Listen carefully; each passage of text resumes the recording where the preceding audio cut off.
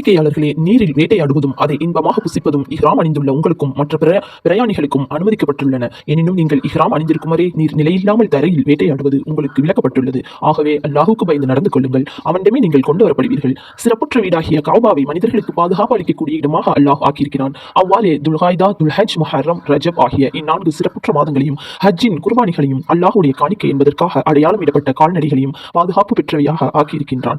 வானங்களிலும் பூமியிலும் உள்ள அனைத்தையும் நிச்சயமாக அல்லாஹ் நன்கறிகிறான். மேலும் நிச்சயமாக அல்லாஹ் அனைத்தையும் நன்கறிபவன் என்பதை நீங்கள் அறிவதற்காகவே இவ்வாறு செய்தான். நிச்சயமாக அல்லாஹ் தண்டிப்பதில் கடுமையானவன். அத்துடன் நிச்சயமாக அல்லாஹ் மிக்க விலை பொறுத்து பெரும் கருணை காட்டுபவன் என்பதை நீங்கள் உறுதியாக அறிந்து கொள்ளுங்கள்.